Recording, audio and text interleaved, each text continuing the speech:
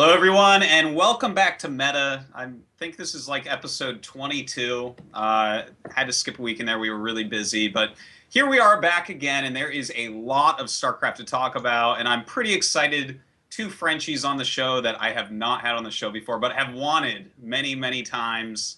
First off, Dayshi, how is your practice going? It's going well. Thanks for inviting me. I declined lots of time because of traveling, but finally I'm there. I'm really pleased to be here. So thanks. Oh, it's my pleasure. Thank you for finally getting on here. And then, Todd, how was Brazil? It was very hot, to say the least. And I know a lot of people are going to make some jokes, but yeah, it was hot. Okay. I heard Protoss is Imba, by the way. Is it true? Really? You're going to start now during the introduction? Okay, well... You're not even going to introduce Pig first? You're the Protoss player, right? So I just wanted to throw that out there. I know the chat really wanted to hear something about that. But and then, of course, Pig, how is your practice going? Howdy ho, yeah, man. It's going really well. Just been enjoying taking a few days off, hopping back on ladder, and kind of getting stuck in swarm host mode for the last week. So I'm trying to crack out of that one at the moment. But happy to be here and talk about some StarCraft with you all. Sick.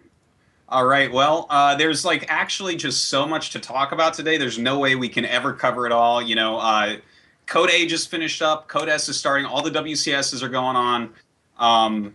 Code S starts tomorrow, of course. We just had Aces finish up. We just had IM Brazil finish up. There's a new patch coming out. There was this hilarious suggestion for the test map that Hydralisks go to 25 gas. I kind of want to start there, guys. Should Hydras cost any gas at all? Shouldn't they just be 100 minerals or so? Let's be fair. 120 minerals. Come on. 120 minerals. It's got to be balanced, man. Yeah. Because Hydras and Mutalisks are bad units that don't go together and don't transition into the other. So, I mean, I think it should just be like Brood War and just have like Hydra and just kind of run around with that for a while. It should be cool, man. Yeah, it seems like a great idea. I like that little Team Liquid thread where they asked the pros what they thought, and TLO was like, "This is the stupidest idea I've ever seen." Does anyone disagree with that? Is that not the dumbest balance possible, like, change that they could ever make? This is dumb. Yeah. I think everyone agrees. It's very surprising to me because like it's not something that's been talked about. Like a lot of people talk about like Swarm Host or other units like Oracles, Mothership Core, but Hydralisks, like what happens? Like how did it come to this? So yeah, I completely disagree with this change personally, and I'm not sure why it's being proposed.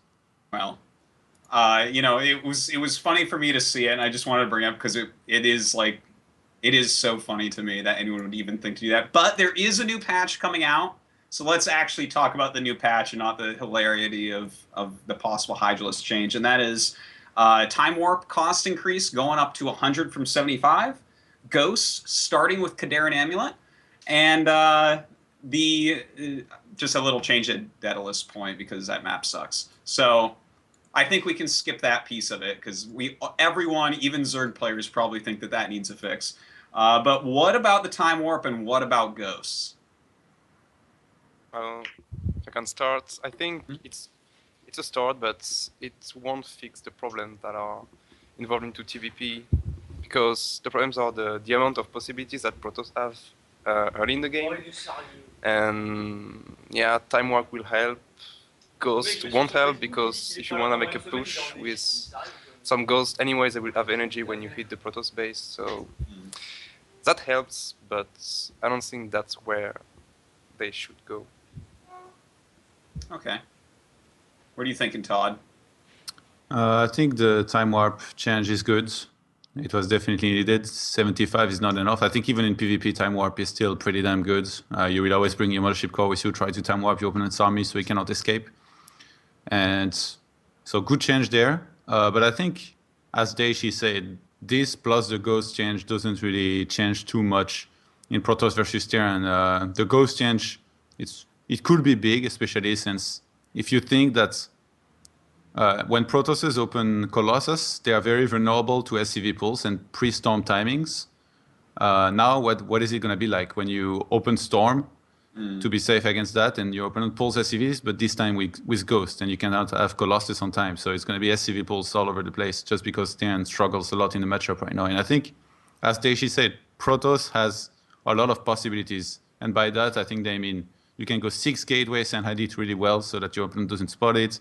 You can go Blink Stalker all in, you can go Oracle, and it's very hard for Terran to see. So I think those are the things that should be looked into a little bit more, and good ideas are welcome, obviously. I haven't heard many. I have a few myself, but it's very difficult to have a lot of good ideas that could make the matchup significantly different. I think one of the things that needed right now, for sure, is the vision of the Mothership Core should be reduced, for sure. Because right now it sees way too far. Right now it's like, I never knew what it felt like to play Zerg, because I never did before, but now I scout early on with my Mothership Core, and I see everything without even entering the Terran main base with my Mothership Core. So I know if I'm safe early on as far as detection goes, and that's the most important thing that you need to know as Protoss. So right now we don't even need to make sentries. You just get Mothership Core, and not only we get a good scout, but we also can defend anything that's being thrown at us. So I do agree that change need to be made, but for sure I think we need to start with the vision. If the vision is much lower for the Mothership Core, then it's going to be much harder to scout early on, and we're going to have doubt in our mind. We might have to open with like some sentries, go to observer a lot quicker. We cannot play as greedy as we do now when we scout that we up, say for example, 3 barracks, in which case some Protosses, like Korean Protosses, they even go for a very quick third, 1 Twilight plus Blink, and then they add 5 extra gateways. Like we've seen Hero do that a lot. So Yeah. this is just because of the comfort zone we're in right now, because of the scouting and defense of the Mothership Core. Dayshi, do you think that downing that vision is going to help a lot in the matchup? Yeah, because one of the main problem as well is the all-ins coming with the Mothership Core, like the Blink all-in, for example. And every nerf that you can take is great, I think, but yeah, that's something, but it's not enough, I think, to solve the problem. What will be enough? I don't know, some scouting possibilities would be nice, just to know what the Protoss is up to, because right now you can like go for a Reaper build and know in a way what the Protoss is up to, but you're never sure. And even though you see like, well, he's going Blink, you scout it, you put bunkers and siege tanks, but then he can just go for a 3rd Nexus and double upgrade, and you can't really know and scout it well in time. So Scan? yeah, but even though you scan, you just see a small part of the Protoss base, and you can hide the buildings and stuff. So yeah, some scouting would be nice, I think. What if you could make a reverse depot that instead of going underground, it could float, so you could just like throw a depot into the Protoss main to scout with? That would be sick, actually. That would be sick. I remember in StarCraft 1 scouting with eBays all the time because they were like so cheap and they just lived through everything. You'd scout the whole base. But I don't know. Actually, I'm thinking about like building a barrack to scout, because after all, it's just 150 minerals and a lot of HP to scout. But yeah, that might be a way. Pig, what are you thinking about these couple changes and a possible Mothership Core vision nerf? Sorry, my girlfriend was just like wandering into my room and poking a lamp at my face. So I don't know what she was doing. Don't worry, your webcam is so blurry. You can tell. Good. Yeah, I think I don't know too much about PBT in detail. I like to watch the matchup, but I think having Dayshi and Todd here to give their expert opinion on PBT is much better than mine. I think it's something which is the whole kind of ties in with the nerf, is the whole Protoss is Imba, everyone is crying, which always happens whenever there is any trend in the game, basically. You're always going to have people complain about one aspect if it's popular or too strong. I think, if I was asked, I would say, yeah, Protoss is probably favored, but it's only a couple %. It's not really like hugely altering all the results and that sort of thing right now. But I do think that there's a kind of fundamental issue with the Mothership Core, not in the fact that it's completely broken in any way, but it's just that it has too much utility. Like, I was having a long think about it yesterday and the day before and over the past few weeks, and I've just been kind of mulling it over and thinking about it in comparison to the Wings of Liberty and Festa, right? I remember way back in 2010 when I was really noob at StarCraft. I was like Diamond League, and I kind of I looked at the Infestor and I was like, this unit is kind of stupid. It's just too good. You've got a Burrow move unit, so it's the ultimate harass unit without an upgrade. It can basically unload a full dropship of Marines that don't cost a bang and get upgrades. it's got a direct combat spell, which is also a disable, and it's got this like neural parasite, which can potentially be game changing. And I was like, okay, this unit just has too many uses, right? It means it's good for every situation. It's anti-air, it's anti-ground. Now the Mothership Core is kind of different because it's not a tech unit which you add in. It's like a single kind of hero unit, but I feel like it has the same problem in that it works in too many ways. And it's kind of like what Dayshi was saying before, in that the Protoss has too many options early on, because you've got this thing which can be ultimately defensive, but it's also really, really good so you can attack without fear, you can recall home. But then you've also got the direct combat time warp spell, which is an amazing disable. Like that is absolutely massive for just catching armies and force fielding or storming on top of them. And then you add the fact that it can also just kind of fly into a base and scout and potentially even recall home, like we see quite a bit in PvP. And I feel like it's just got a bit too much use right now for this like one unit which you get at the start of the game. And I feel like that's what's creating especially problems in PvT. But also I feel like it's kind of shutting down the early game in PvZ, where in a lot of the verse Protoss matchups, players are just kind of pushing the game to let's wait to the mid game and let's go a little bit later, because we have to wait until this hero unit is just worth less because it's just too impactful for the first 7 or 8 minutes. Would you agree with that, Todd? Yeah, Oh. and you know, already in Wings of Liberty, I was already saying that Protoss feels one of the closest race for me to Warcraft 3 in StarCraft 2 because of all the units that you have spells to use with. The Sentries, the Templars, and now with the Mothership Core, which I guess you could identify as a hero as well. It really feels so as well. So it's a little bit weird. Right now, Protoss really feels like a race coming out from Warcraft 3. And let's just say that spells and heroes are pretty good against macro races and all that. Would you say that the Mothership Core is a hero? Yeah, it kind of feels like it with all the spells, and you get a single one of them. Feels similar. It doesn't gain XP over time and stuff, but at least in the early game, it's really, really good. Really good. Imagine if it leveled up. How sick would that be? The time warp is bigger. Sick. All right. Ultimate would be the black hole where nothing comes back from. Yeah, and Nexus Core Storms. Oh, nice. Yeah, so it would just get Vortex back. Like that's what the ultimate would be. Sick. Yeah. So is this like, is this just a problem unit that's always going to be a problem unit, or are we going to find a happy middle ground where the unit is still good, it's still useful, but it doesn't have too much utility, it doesn't have too much power?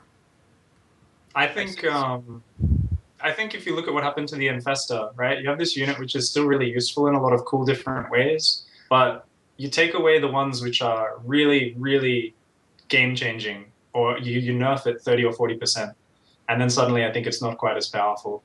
Like, I think the Time Warp nerf is it's a really good first step, especially in PvZ. We're seeing a lot of timing attacks where it would go on in a micro battle for a few minutes, especially like 2-gas Immortal Zealot, and over the course of the battle, you'd get like 5 Time Warps cast, and it would just get kind of ridiculous. So it's going to affect it in that way, but I think another approach, which is a lot more, I guess I don't really have it fleshed out, but I feel like it's kind of a good approach to balancing any game, is to kind of, if it opens up too many options for one race, a way you can balance that is always opening up options for the other races as well. How you do that, you know, it's a little bit more complex. I think it's a bit hard because the core comes in right at the start of the game. It's quite a cheap unit. And are you just going to bring a hero unit for the other races as well? Like, can you really balance that by giving, say, faster Burrow Roaches to Zerg, or making Marauders have like some anti-storm or something like this? I don't know. But I think there's some way you could give more options to the other race to kind of counterbalance. Mm-hmm. This actually kind of made me think of something, because if you look at the changes that happened to the Queen in response to the Hellion getting too good, where the Queen kind of got more range, it was kind of this thing that helps you defend early on. You're always going to get it. There's no tech for it. I feel like the Mothership Core is kind of, in a certain way, a Protoss equivalent of that. Does Terran need some sort of unit like that, maybe in Legacy of the Void, to try to, you know, balance the scales? And of course, that's not going to help PvZ, but I mean, Terran doesn't really have anything quite like that. That's actually a really interesting point. Now my mind's just kind of imagining like what it could possibly be though, like some sort of mech or something like this at the start of the game, or I mean, somehow change the mule into some sort of power up or something. But then I feel like all the ideas that are popping into my head feel too much like Warcraft to me. It doesn't feel like StarCraft. So Yeah. this is why I don't think I should be designing StarCraft. Bring back the Warhound. Oh, okay. What, you get to build one Warhound out of your command center or something? That would be pretty sick. Can't wait for that patch. So, all right. So, does everyone kind of agree on nerfing the vision range of the mothership core? Yes. Like, you gotta nerf something. So Yeah. let's start with something that. Pig, would that It's help not your something- matchup at all? It's not obvious in Protoss vs Zerg, but when I've played against really, really top level Protoss players like Hero and stuff like that in IEM qualifiers, I actually do notice them. They'll do timing sort of builds, and they'll separate their mothership core, and they'll really poke around with it and actually get valuable scouting info because of that range. So I think you lower that by 3, 4, 5 sight range. I'm not sure what it is at the moment. And yeah, I think I could actually stop them doing these really abusive builds where they're kind of like, yeah, I'm just going to scout with my mothership where I don't need an observer or anything like that. I think it would make a difference, but it's almost like it's 6 months down the road when every Protoss player is always scouting really well with their mothership core. I feel like it's going to stop the Protoss players getting to that stage where they're really, really good at using it. Okay. And Todd, you think that that would be a reasonable nerf to down the vision by 3 or 4? Yeah, I said it earlier. I think it's pretty important. I think they should be doing it already. But against Zerg, though, I don't think it's mostly against Terran that this will really help. Because right now, if you go down the ramp with 3 gateways or 4 gateways and blink stalkers, you can basically see everything that's up there. You know, if you're safe or not. You can even poke a little bit in very easily in case there are widow mines, and possibly, like, you will see there is no bioforces behind you, or the widow mine would detonate on your mothership core, then you can blink up. But yeah, you get way too much vision.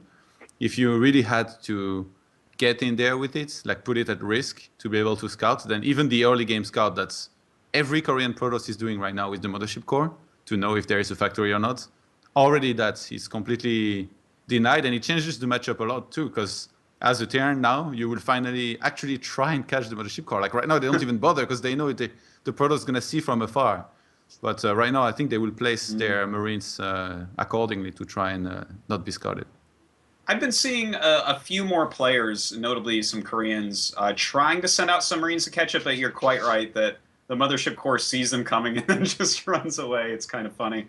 All right, so some good talk about the mothership core. I actually kind of want to jump over to another one of these many topics, and this is about Terran vs Zerg. I've noticed, because I'm like kind of going through all the Korean VODs getting ready for Code S, and it feels like I'm seeing the return of Hellbats a little bit in Terran vs Zerg. The Batmen composition. I thought that was hilarious because it's like, instead of Widow Mines, it's like Hellbats plus Marine Marauder Medevac. And there's some mines mixed in and stuff, but basically just more Hellbats in the army. Is this something that you guys are seeing more? Or is this just like a few random games? I don't think I've played a single game on Heavy Rain where a Terran player hasn't gone Hellbats. And on other maps, it's getting very popular as well on Korean ladder. Okay. Dayshi, are you liking that style at all? I've played a few, but I think Widow Mine style is still better.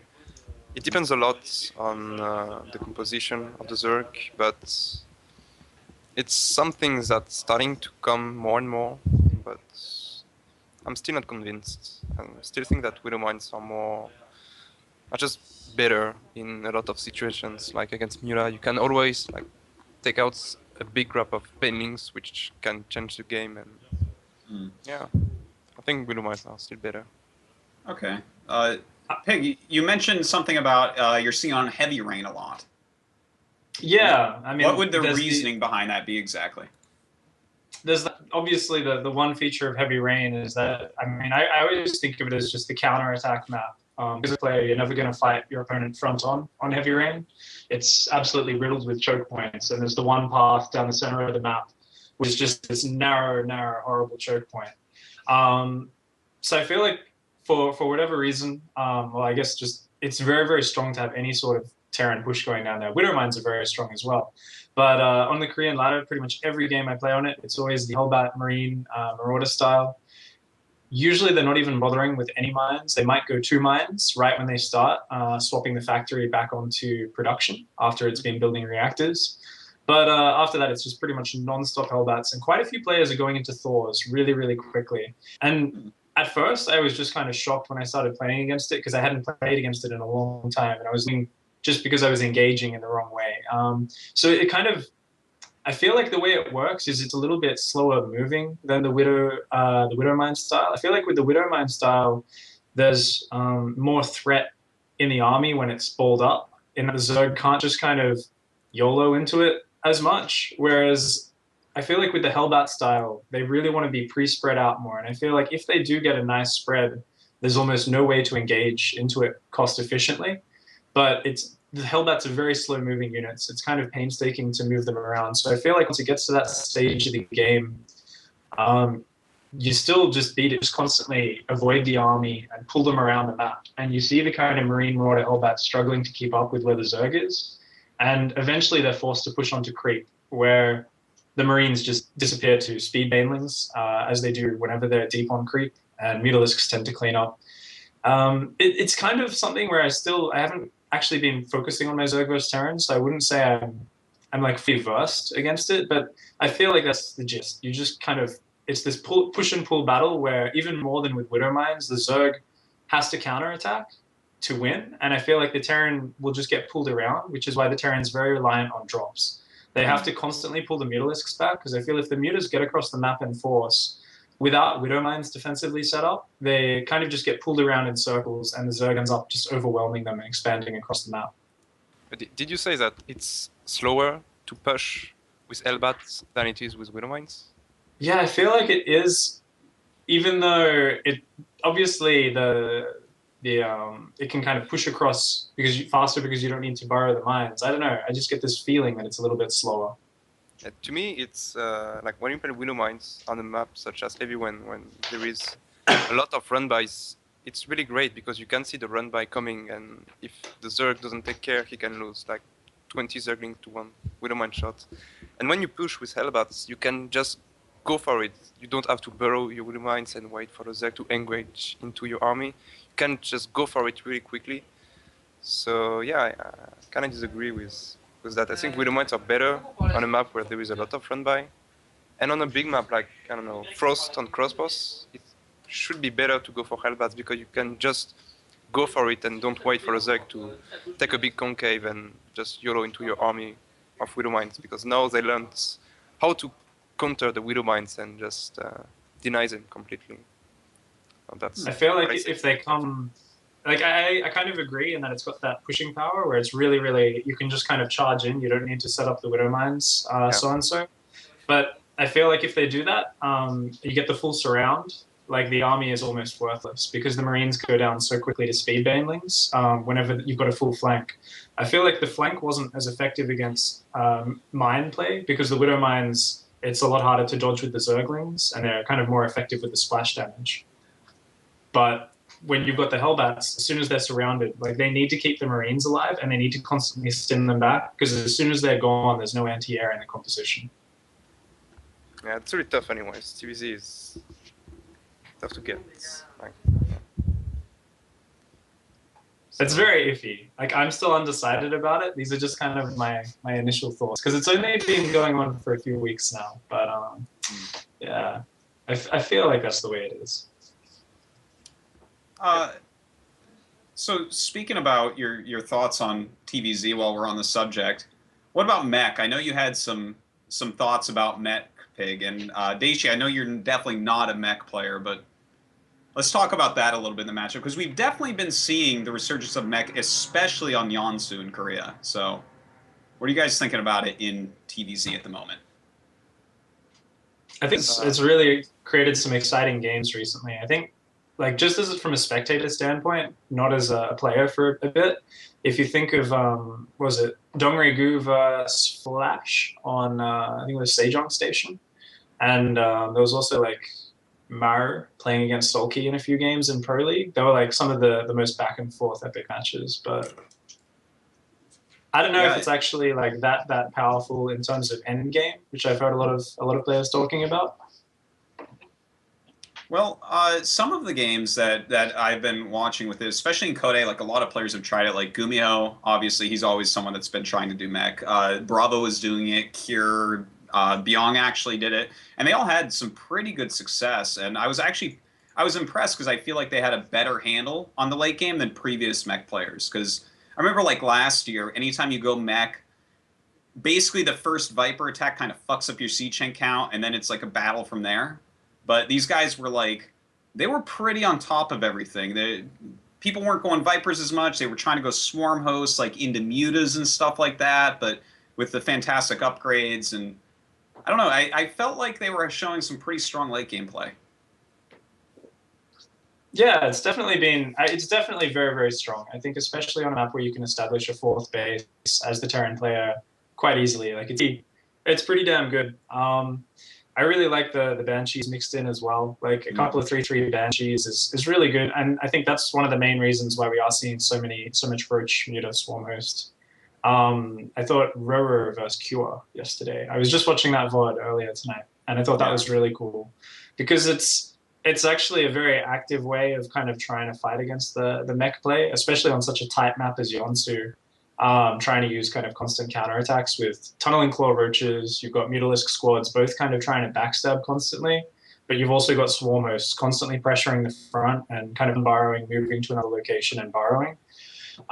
Ultimately, I still feel like, I don't know if it's just my bias because I'm just playing the crap mech on Korean ladder or whatever, but I've got a really high win rate against it at the moment, and I'm just kind of, I feel like it still comes down a lot to if they can surprise the Zerg player by coming out with the first big Hellion Banshee harass or the first big 2-factory blue flame or something like that. Like if they don't get any drone kills or really slow down the droning on the Zerg third base substantially, I feel like they end up quite far behind.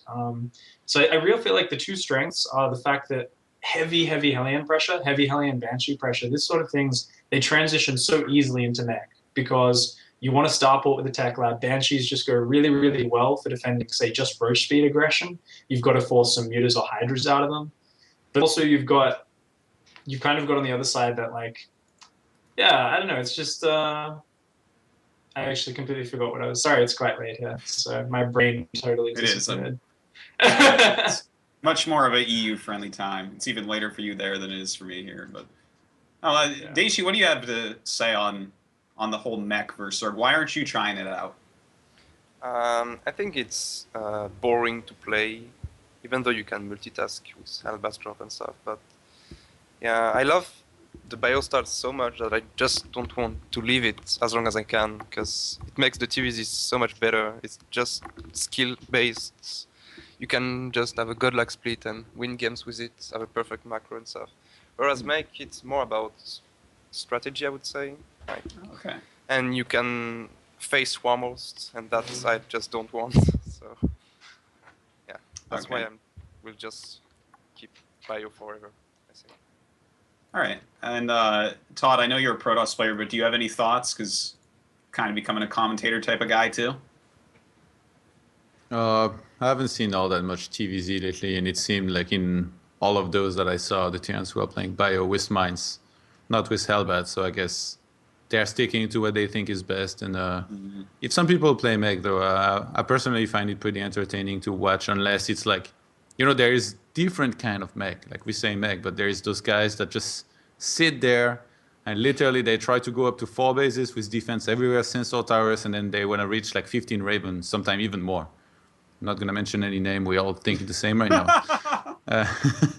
There is other players like Major, for example, even versus Protoss recently pulled some good win with mech against A-Bomb, and it will be the same against Zerg. Even though he can turtle hardcore sometimes, he will try to be a lot more aggressive, hit some timings, be it with some upgrades or even before that, or with a quick third command center and then just completely outproduce his opponent. So I'm a big fan of mech personally, and I hope we get to see more of it. I do as well. Well, Let's go ahead and jump over to another topic because, again, there's so much to talk about. Why don't we talk a little bit about IEM Sao Paulo, or however you say that city name, in Brazil? You were just there, Todd. What did you think about the whole thing? It was really a nice tournament. When I first looked at the player list, I thought it was less stacked than usual, but then in the end, a lot of Koreans turned up. Some of them were in the open brackets, and we had a few surprises. A Brazilian Zerg player beating Hello Kitty, that definitely took me by surprise. Major taking first in his group with Byung in it. Did not think that was going to happen. Then Byung bombing out against A-Bomb, no pun intended. That was also a big surprise. So very, very high-level games. And I guess these days a lot of people have been talking about the rise of Protoss, and this tournament was no different with two Protoss making it to the finals. But these PvP finals, I think, were the best PvP I might have ever seen until now, and I've seen a lot of high-level PvP. So I don't know how long it's gonna be until I finally see more PvP games similar to this, and I think, oh my god, these games are so good. But yeah, seriously, if you haven't, no matter what race you play, if somebody out there hasn't seen those games, you should definitely check them out.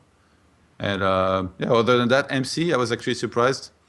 I knew he's doing well these days. He's already in the finals of my tournament against another hero. That's funny. And now he got to play the other hero in Sao Paulo again in the final. So he's been playing really, really well, MC. You know, back at Home Story Cup, he had a disappointing performance, even lost versus me.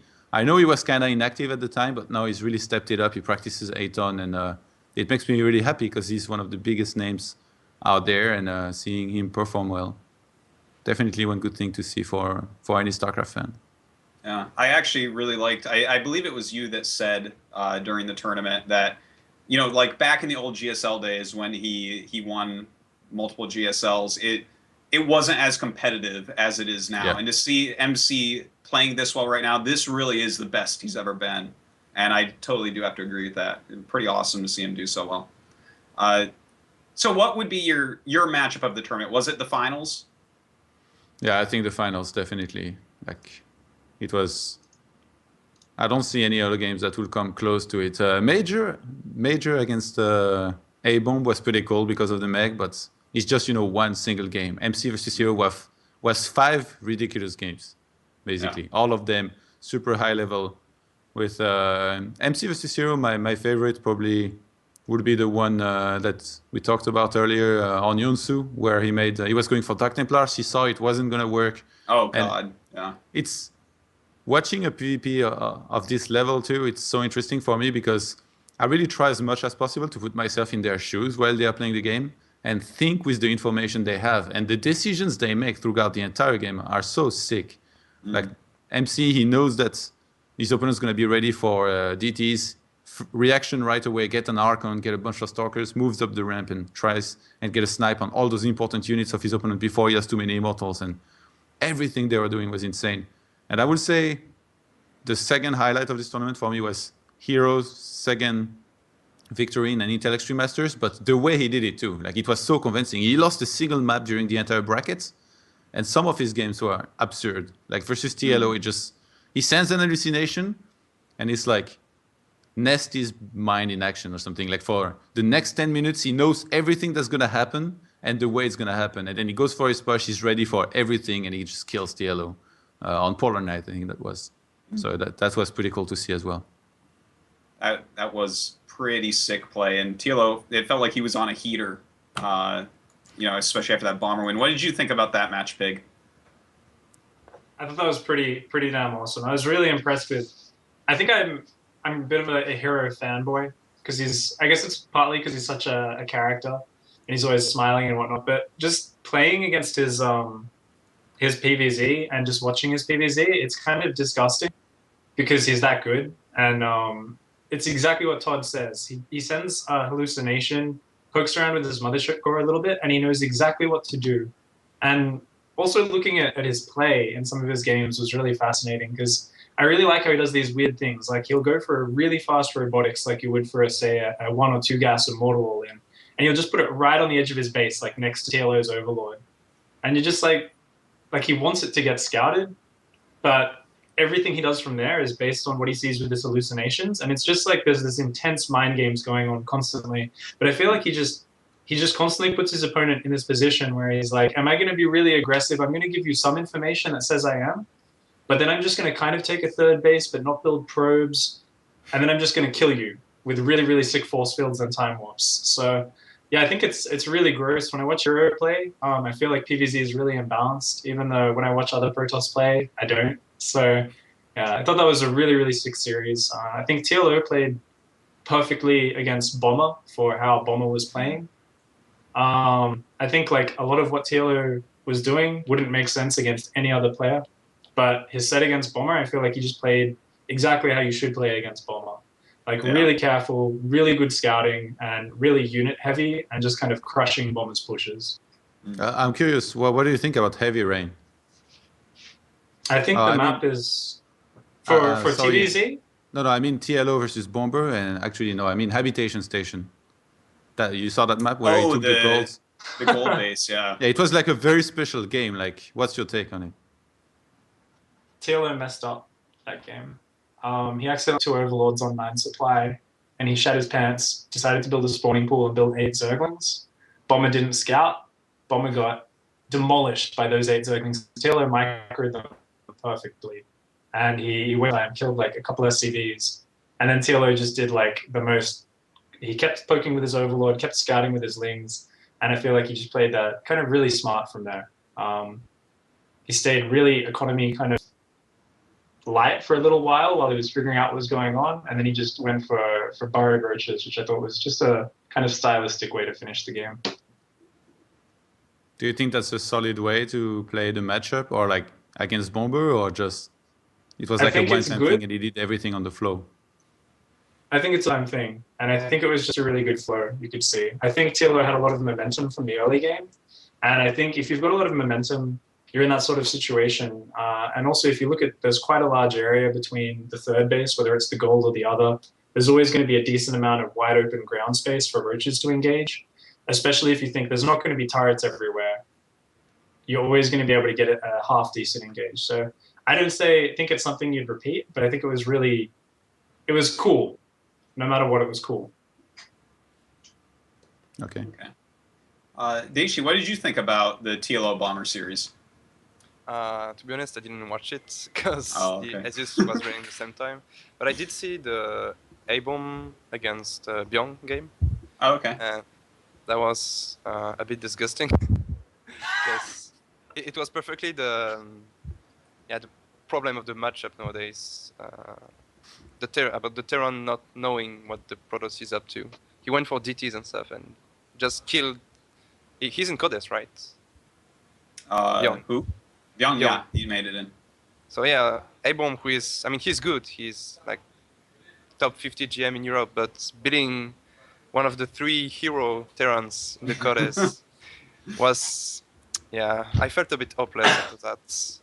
And just after that, I read some funny comment on Reddit, which was, every time there is an upset in a series, the Terran is involved as losing. Like, every time there is something weird, a weird result, the Terran is losing. That just made me laugh a bit. So. Every time there's an upset, the Terran is losing. This is actually, I'm really thinking about this right now. This is kind of an interesting concept. Usually, I think it will be more like whenever there is an upset, the Protoss is winning. But there is a few exceptions, like Yellow beating Bomber. But in Asus Rock, there was a lot of upsets too, and I think most of them involved Protoss winning. Can we just start calling them patch Protosses now? Come on, man. We got called patch Zergs for the longest time, and no one's turning it around yet. Would it be a patch Protoss, or would it be a Protoss has finally figured out how to play Protoss?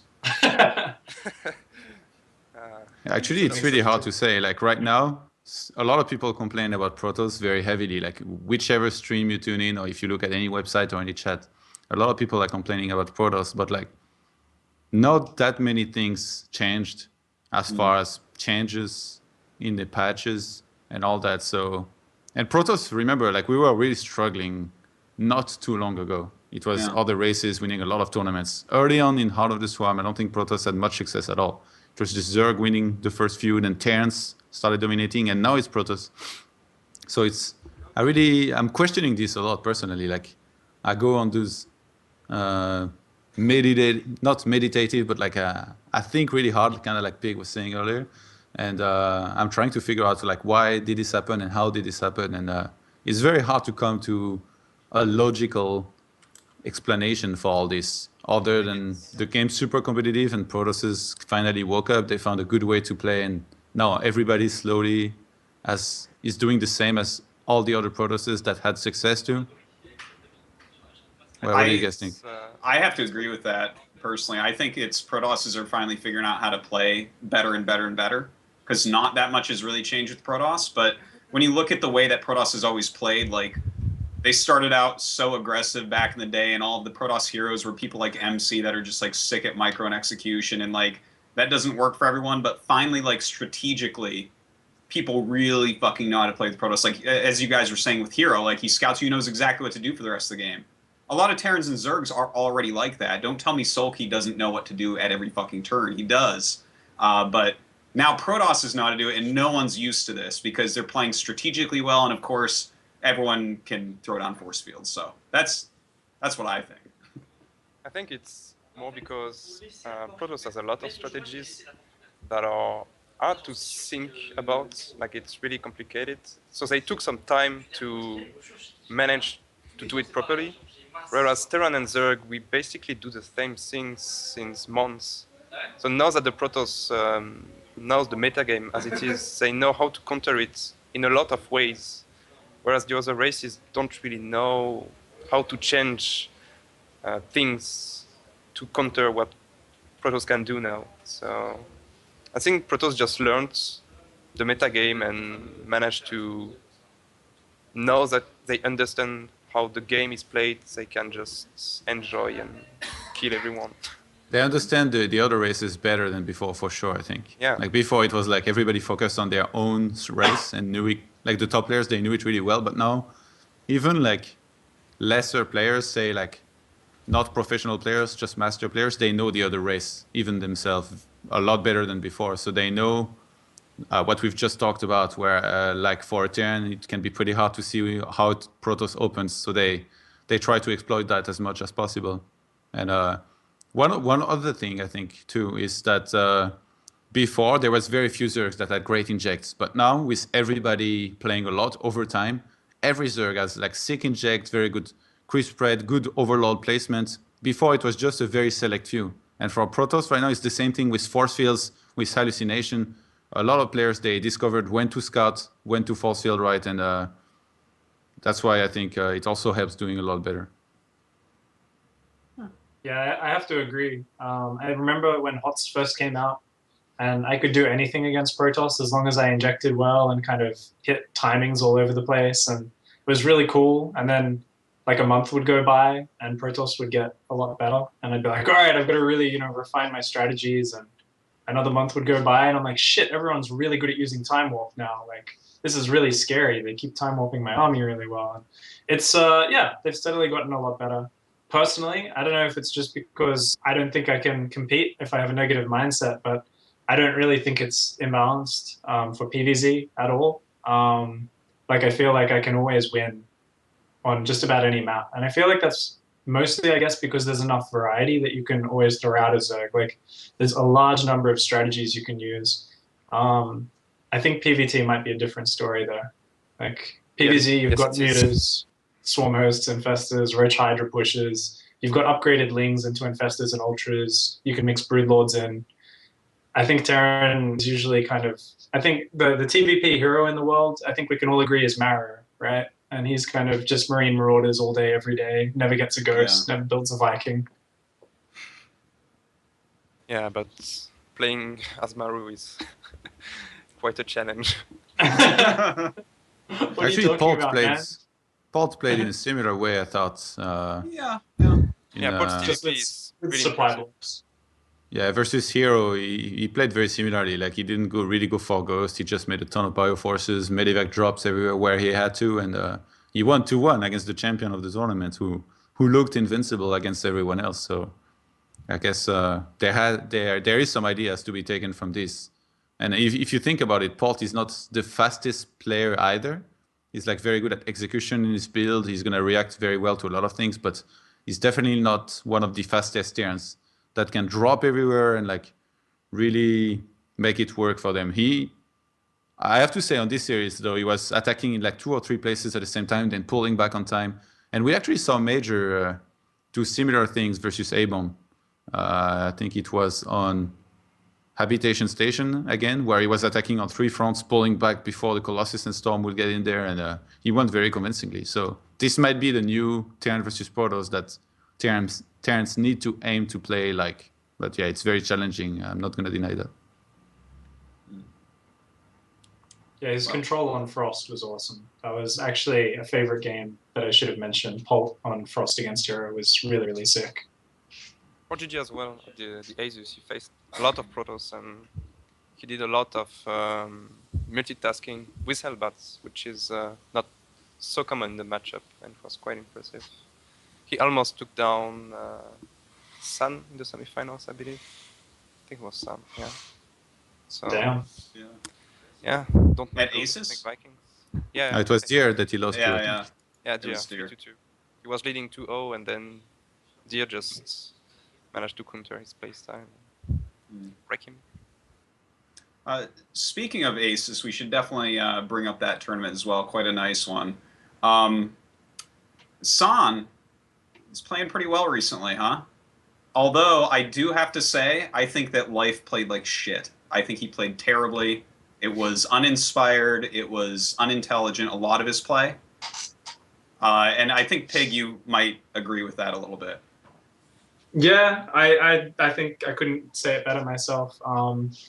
It's awesome because I was like, yeah, I'm going to be really harsh to how Life played, but you just did it for me, so awesome. So you can take the brunt of the hate from the Life fanboys out there. I'll take it, man. They can hate as much as they want. That was anyone who just makes like 1,000 Zerglings just try to stop 4 games. Like if he had spent time and watched one San PVZ, he would have known the strategy that was coming, and he could have made a Roach Warren. You know, Yeah. like San heavy does rain, his strat in like what 85% of his PVZs or something. But I have to say though, like San, he made a lot of Zergs look hopeless versus this in the last Extreme Masters before Intel Extreme Masters before Sao Paulo, which was Singapore. He beat like 3 or 4 Zergs in a row with only this build. He played against Hydra, CJ Hydra, who was like one of the best Zerg versus Protoss in Pro League, and he just completely crushed him with this. Like Hydra had roaches, he had links, and San still steamrolled him anyway. So as much as I agree, Life probably didn't have the best games of his life, San, he's been known to be able to make those Zergs look quite hopeless. And also, I think he was long overdue for a win. I've said it last time when he played in Singapore. In Singapore, and he took second there. So I'm not surprised that he won the tournament. No. I would say without doubt he's the best in the world at that strategy at this point. Like, yeah, and you can tell why. He actually does it almost every game, and it, like, once he did that in Singapore, I brought it to the ladder, and it was working for me. So, thank you, San, for reminding me of a build order from like March of last year or something. Whenever that dream was with Nanoa when he busted that thing out. What games did you guys like from this tournament? What were some of your favorite matches? Dayshi, how about you? 4GG's games, all of them. Like, he's a teammate, I love him, he's really nice, and he really played stellar these tournaments. It was definitely his base play since a year or something. He never plays that well. I was watching him play just before he flew to the tournament, and he just, played like a god to me. So, any of 4GG's games. I actually didn't get to see 4GG versus Jaedong yet. How was that series, actually? Because it's weird to see Jaedong not get second place in a tournament, so I was a little bit thrown off. It was amazingly played by 4GG once again. He dropped a lot. He was just so solid, just doing normal stuff. He played mech as well, I believe. But overall, with his bio, he was just dropping everywhere. Even though, like, Jaedong's map control is just crazy, and he controlled his Muna so well, but 4G managed to drop and just kill him so easily with yeah, just a normal game, just executed so perfectly that Jaedong couldn't do anything. It was really impressive. He made Jaedong look sloppy.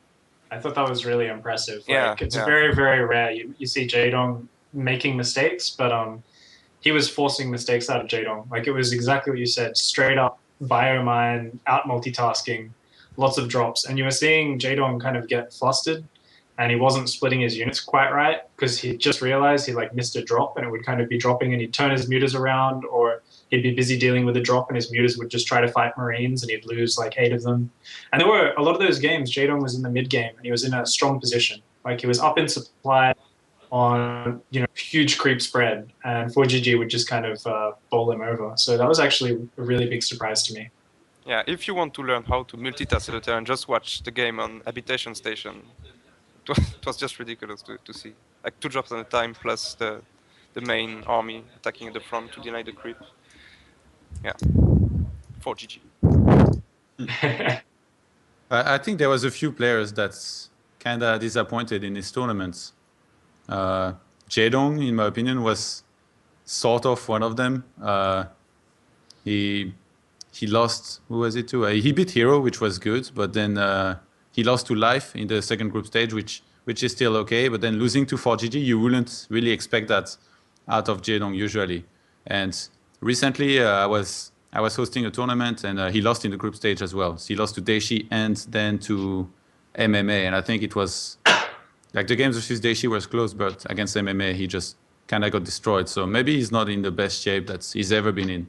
And I will say it's the same thing for Teja and Hero, but only in Asus Rock, only in Asus Rock. Because in the tournament that I hosted, they did, in Teja's case, he did pretty well. He took third, and he lost to Hero in the semifinals. So I guess he just lost to his teammate there. And but in this tournament, like if I look at Teja's results one by one, it's like he beat Serral 3-0, but then he lost to sort of 1-3. Like, how does that happen? And then when he had to replace Serral, he won 3-2. Like, this is not the scores that you would expect from Teja in this group. It will be 3-0 and then 3-0. And then in the second group stage, he lose 0-3 to Stardust. And then he beats Kras 3-0, but then he lost 3-2 to Deer. So not the Teja we're used to. Usually Team Liquid, the Team Liquid boys, Teja and Hero, their tournament is DreamHack. They show up there and they only lose to each other, and then the one that won between them wins the tournament. But no, in Asus Rock, neither of them made it to the quarterfinals, which was, in my opinion, pretty surprising. Yeah. Speaking about Teja, it was really weird. He left a few games. He was just GGing after losing like 2 medivacs at 11 minutes against Serral on Yonsu. He just attacked. It was okay, but then he just pulled back, lost 1 medivac and GG'd. Like he could have boosted as well. The mutas were like flying alongside the 2 full health medivacs, and it was like 6 mutas, and boost was cooled down. And I feel like he was sitting there just hitting the wrong button on his keyboard for boost. Yeah. And then like one of the medivacs died, and he just like left the game. And I was like, what the frack just happened? I've never seen Teja do that before. And the last game against Sort of, he went for proxy, just got scouted and left the game. Like, not even trying. That was really weird to me. Maybe not the best mindset for him. Maybe he was a bit sick or something like that. Yeah, maybe. Feels like he must have been, because, I mean, that kid just wins tournaments. It's like what he does. It is actually really surprising. You know, if you like just glance at the playoff bracket, you look at it and you assume that Teja was like busy, like maybe he was at Brazil, and I need to look at that bracket. Oh, I don't know, he took the weekend off or something, but kind of crazy. To be fair, Serral actually did play. Just wanted to say Serral actually did play pretty damn well those games. So just dude, Serral is up and coming, like for real. I believe it was at DreamHack Bucharest. He impressed the hell out of me. And what is he? He's like 15 years old or something. Yeah. Serral is like, he's a future Zerg, I think. I don't know if you guys get to play him much or something, but I played in some on Leather, and yeah, he's good. And he took a full surround on Daedalus against Teja. If you want to see a good move on Daedalus against Teja, it was just really crazy. A totally full surround, circle surround on Teja's army, and he ended up losing the game. I think it was the final game when it was 2-2. But that was, yeah, really impressive. So Good Zerg. Yeah, for sure. I think Hells yeah. he's like one of the future foreign hopes, in my opinion. He impressed me so much in the games I saw, and from what I'm hearing from this turn, he did well. Although I didn't get to see those yet. Pig, what were some of your favorite matches here from Asus? I actually didn't get to watch as much Asus as I wanted to. I was because this was really late at night, both Asus and IEM. So a lot of it I've been watching off VODs. But I was really excited. I was like, Asus is on. Like, I just finished watching an awesome map at IEM. And then I like opened up Wikipedia and it was like 7 Protoss or like 6 Protoss and like Life and someone else. And I was like, yeah, Life. And then Life really didn't impress me with his play. And then I didn't watch that many other games. I'm a bit of a San fanboy though. So I was pretty impressed with his play, even though I don't think he played well.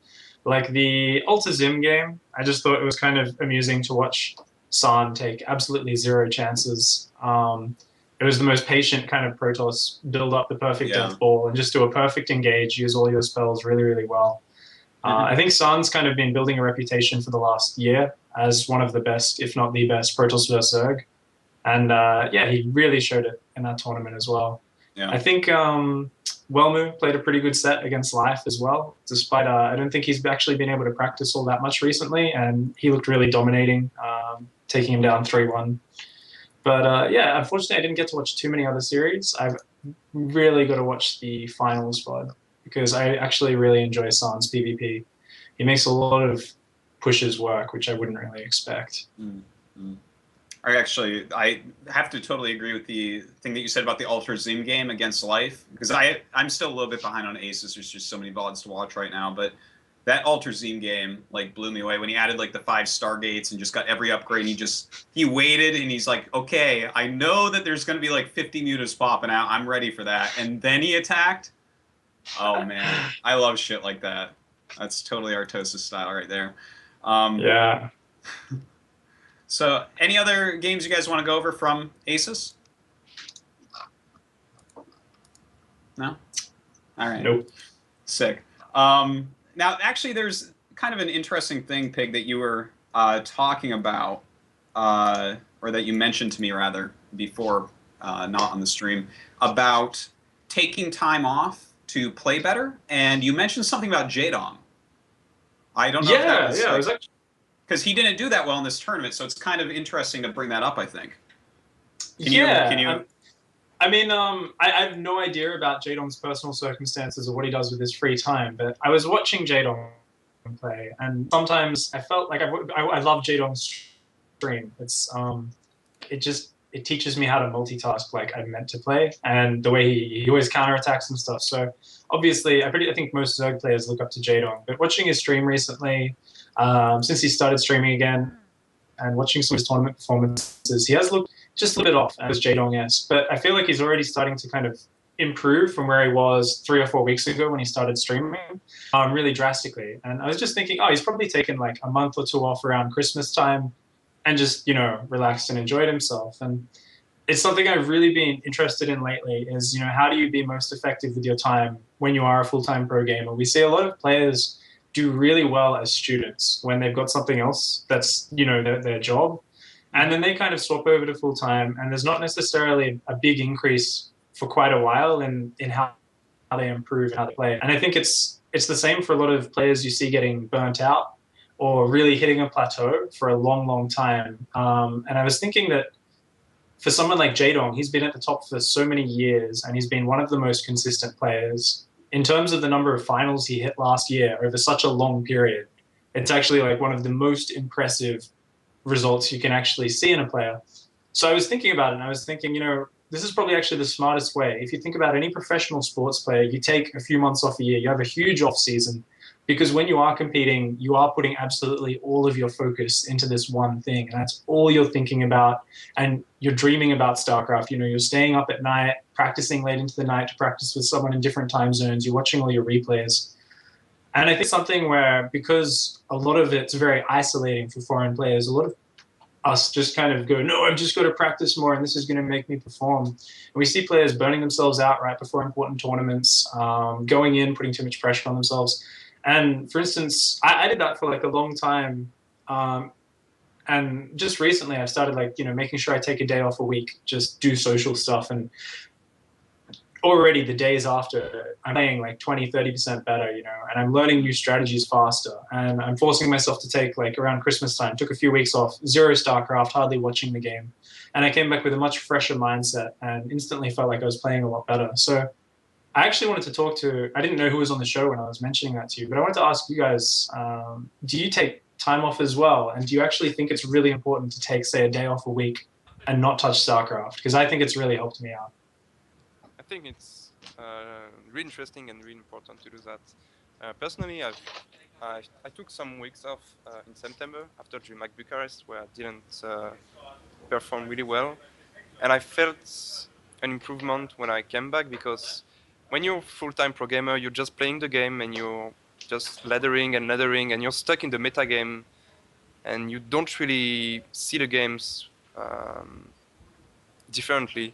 Whereas when you take a pause and come back after some weeks, you're like, well, okay, this is how it's played now. Let's try to bring some new stuff. And as you said, sometimes you see some students, like I think Lucifron and Vortex are the best examples, or Wellmu, and they are doing so well, even though they are working behind that. And in Lucifron's example, when he went full-time into pro gaming, he started to not perform anymore at all. So I think taking some back off and just not thinking about StarCraft during the whole time is really important as a pro gamer to perform.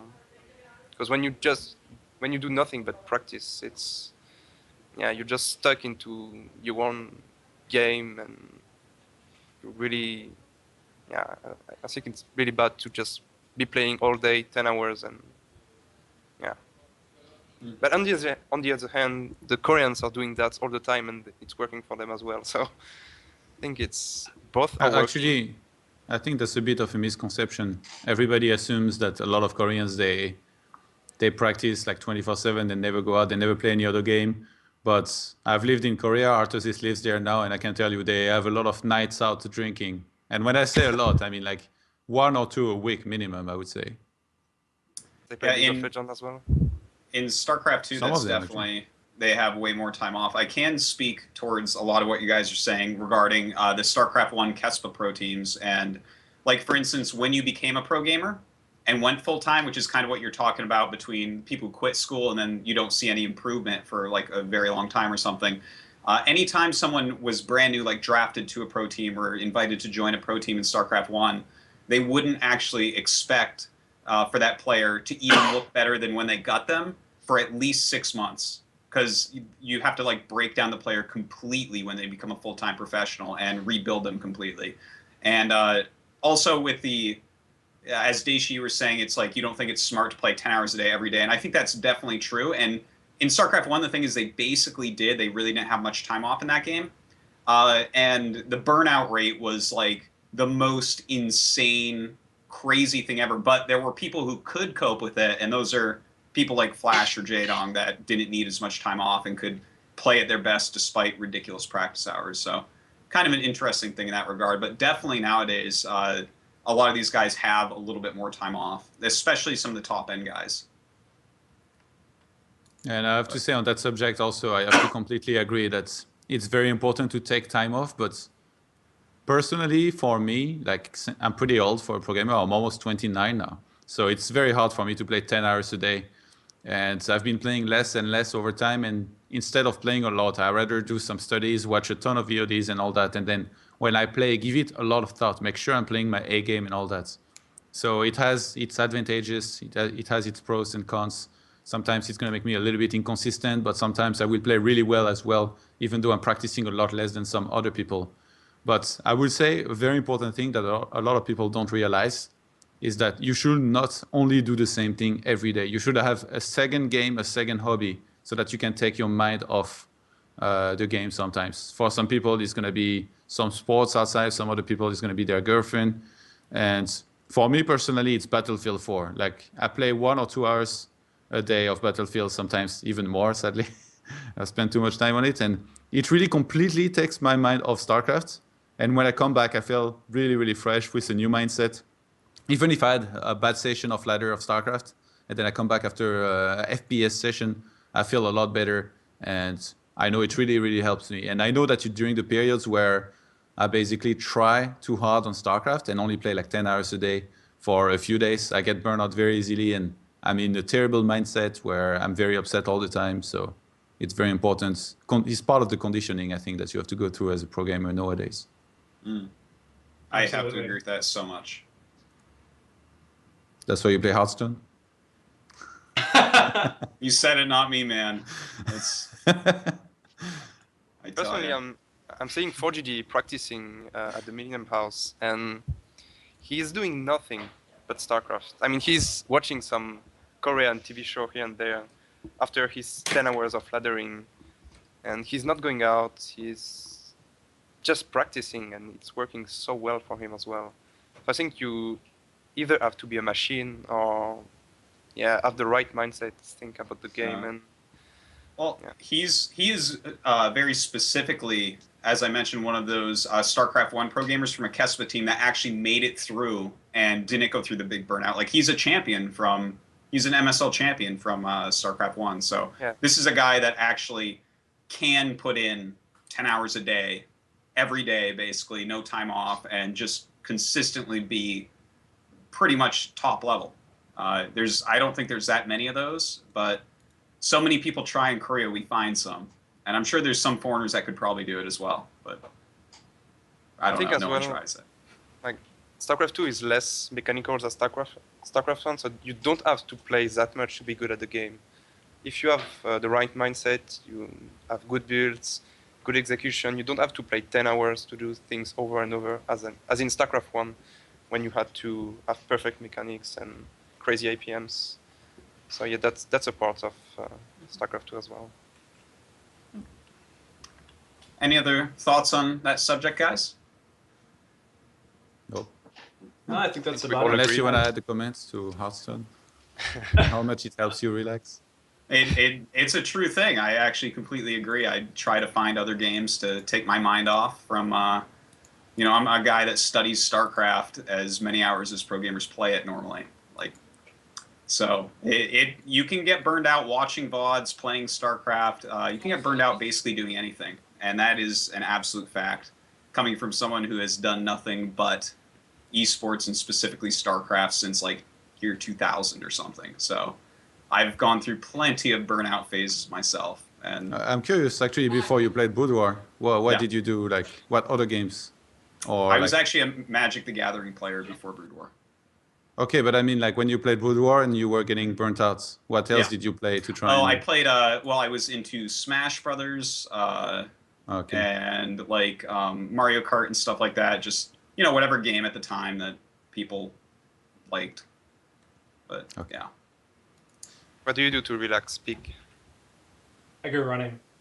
Yeah. Running? I used to do a lot of long distance running when I was younger, and I got really lazy when I was first getting into esports. So I just started again, doing it consistently about 2 months ago, and feeling much better. It's the same as what Todd was saying about Battlefield. My mind just empties, and when I do go back to my computer to play games, I'm so excited to play StarCraft, and there's like so many new builds and ideas that come to my mind, whereas otherwise I'm just sitting at my computer, just calling my opponent all sorts of nasty words and, banging my table and being unproductive and angry and stupid, basically. I'm curious, actually, like, I feel like personally I have one moment where I come up or like, you have build orders in your head, and just by thinking or seeing a new build order, you're not necessarily going to be able to update your current build order that you have against a race in your head that easily, I feel. Like, you're going to play it and you're going to kind of have this old autopilot thing where you cannot really fix your build yet. So I have this one moment where I can come up with a lot of new ideas and fix my build orders better, which is when I shower. Don't ask me why. It's been like this forever. I feel like when I shower, I'm like on autopilot, like you just put soap on your body, you just wash up, and like I'm relaxed and I think very well when I'm in there. And actually, but even back in the Warcraft 3 days, that's where I came up with a lot of good strategies, a lot of good ideas, creep routes and stuff like that. And that's my moment where I can think about strategy very well. So I'm curious if you guys have similar experiences and when. Try to take a bath. Useful Actually, comments, please. a lot of times when I'm like struggling with something, like I'm trying to figure out like how do I connect these builds or these thoughts, or back when I played professionally and had ruts and whatnot, for me personally, what I would do is just try to completely not think about it for as long as possible and sleep that night. And a lot of times in the morning, like my subconscious just kind of delivered up like a new, fresh outlook on the subject. So I think that's probably what was happening in the shower as well. Inception by Artosis. Yes. The subconscious is a wonderful thing, but it can't work if you're always thinking about what you have to solve. That is actually true. People need to read the book. But, very interesting thing. One person that I think is I wish was on this show right this second is TLO, because I feel like he's the one pro that's really trying to figure out this exact type of thing about like how much relaxation time, how to have the healthy mindset all the time and stuff like that. I don't know if you guys talk to him very much, but he's very into trying to figure out that type of thing. And yeah, I've actually been copying little bits of his schedule and stuff that he's posted up in his blogs, and yeah, I've actually yeah, I've read like the stuff. I know he talks to the what psychologist guy. Yeah. And there's an article on Team Liquid which is actually really useful about scheduling yourself and your mentality and just focusing, and it's all you know, just breaking things down to the smallest possible element. And I think that's what a lot of players have problems with. I know a lot of people, especially up and coming players I've been talking to recently, they feel like there's this mysterious Korean kind of skill thing. And often what I see it as, the difference between someone who's practicing more in a better environment and someone who's not, is just the fact that these guys have focused down on things that are smaller and they've done it repeatedly to the point where they know what to do at each section and they see the game in more detail. So you see a small tell and you know you can take an edge by cutting a corner here or there. Whereas I feel like if you're not focusing down on every little thing and not optimizing everything through focus training, then you end up missing an edge here or an edge. And so you lose the game and you don't truly understand that there were 5 or 6 points which all kind of added towards these little favor towards your opponent. And when that all adds up, you end up getting steamrolled. And a lot of players like to say, oh, it was because of this one thing or that single thing. But usually there's lots of little things that go into StarCraft. And it's a matter of refining the basics, which I think really makes a really strong player. I think finding out why you lost in tournaments is very, very important. So you can try not to repeat that. And sometimes it's going to be very tricky. And a lot of the times it's actually things like exterior to your actual focus or practice, like the conditions, like you didn't prepare for something. Sometimes they're going to be pretty bad, but there was still a way you could have prepared for them or anticipated how it was going to be. So it's very tricky. But I think for TLO, I feel like it's the important things in the extra efforts is putting into basically trying to play his best. They are fairly standard for most people, but not for gamers. It's like, don't wake up too late, don't sleep too much, which is some of those things that as a gamer, some of the things that as a gamer, like you just fall into this habit occasionally, for some of us for a long time, and it's very hard to get out of. And like living a healthy lifestyle, basically, that's what is really focused on as well. And I think it can help you play your best StarCraft. I definitely have to agree with that. But when you're a pro gamer, you don't have a normal life. As when you work, it's during the evening, whereas the common people, it's during the day. So I think having a weird schedule is fine as well. Like you can wake up at 2 p.m. and be on top at 10 because you have to play your WCS match. So who knows, man? Maybe you try the TLO schedule and you'll win the next WCS I think Europe. it's really personal. You have to know your mind and your body and try to do your best with it. I really like this conversation. I feel like that was a sick, good reality check you just gave everyone, Todd, that gamers do fall into this kind of like weird, unhealthy lifestyle in so many ways, and I think that that's very true. And a lot of what he's doing is trying to live the healthy lifestyle, which just helps you out overall. It's really kind of cool that you said that. So, thanks for that. And oh yeah, the one thing that you said, Pig, about focusing on specifically the basics and like just like really understanding every little piece of that. That's like something I've been thinking for a really long time, and some of the most compelling, one of the most compelling things that I've come up with to kind of prove that, in my mind at least, that that's like a fact is like the two people that were considered like two of the greatest Zerg minds that like ever, that kind of revolutionized the games, were Savior and Nestea in StarCraft 2. Savior in StarCraft 1, Nestea in StarCraft 2, and they both revolutionized Zerg like completely. And both of them were 2 versus 2 players before they did it. And in 2 versus 2, you just completely focus on the very basics because you don't really tech up. It's all about like the basic unit interactions and the basic flow. So that was something that I saw, like the connection, I was like really, really intrigued with. But I agree with what you're saying on that. So that's actually really smart that the 2v2 players figure it out first. That's something I never thought of. And in fact, when StarCraft 2 came out, I kind of took the approach of, like, basically I played random and rushed everyone every game for like 2 months. Because I figured figuring out the low-level unit interactions of the basic units would give me a strong foundation to build upon. So I don't know. That's kind of what I subscribe to really build yourself up personally. So I don't know. It's funny you say you rushed everyone, because I remember a game of this guy who made a very fast mothership.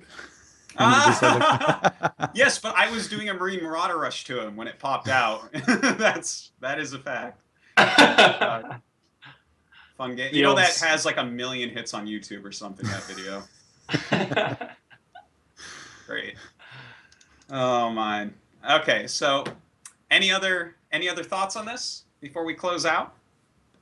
Well, I guess just also on, good mindset and practice is just how important practicing customs is, and trying to, I think what I remember ages ago you were saying, you've got to practice more with people to try and compete with the Koreans, because it's just so valuable to watch replays and stuff. And it's, I think, something quite a lot of foreign players have a bit of trouble bothering to do, because you've already got limited time. You want to hop on Skype. You just want to hop on ladder and play games. But yeah, I think just for me personally, it's something I didn't do enough. I do once in a while with certain players. And then recently I've just kind of spent whole days just sitting here practicing and watching replays on Skype, and it's made a massive difference. So yeah, to any aspiring players out there, I guess definitely just sit there and watch replays with other people and share your perspectives, because it gives you so much more understanding of the other races.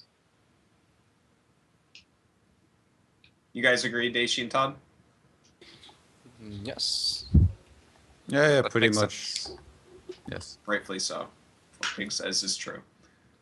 Well, this has been a pretty fantastic episode, I think. A really interesting discussion with you three. Thank you all very much for coming on. Let's go ahead and do a few shout-outs. Pig, why don't you start? Thanks for having me on. Thanks to everyone watching. It's nice to be on for the European time zone, even though I'm a bit of an outsider over on the other side of the world. It's the middle of the night here for me. But big thanks to just any fans out there watching, and NVIDIA and my notebooks for. Great. And Dayshi, shout-outs? Yeah, sure. Well, thanks to my team, Millennium. They are wonderful. My teammates, of course, and you for having me here, and it was a great pleasure for me. So thanks for everyone watching. That's it. And Todd. Thanks for finally having me on. I know you invited me many times, and I was always busy, so it was nice to finally show up at this time.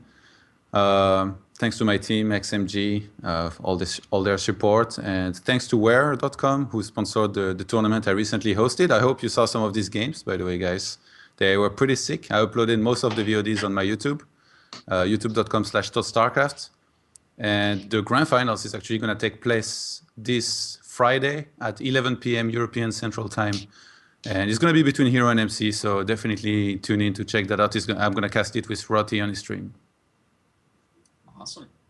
well, for me, cheers to TT Sports Eye by Power, my sponsors, and of course Simpatico for always putting the show together. And thanks you guys again for coming on. It has been a lot of fun. And let's see, I'm pretty sure we are set for a meta next week, so definitely tune into that. And thank you all very much for watching. Pros always want to have gear that's exactly fitted to their needs. Something I've always dreamed about doing is using my experience as a gamer to make gear for people like me. We're working with TT Esports to make the exact mouse, keyboard, and headset that we've always wanted to use. When you're doing anything that you love to do, the tools that you're using matter the most. We're designing these products from scratch to make sure that your gaming experience is completely seamless. The gear I use to play the game Are the tools I use to win.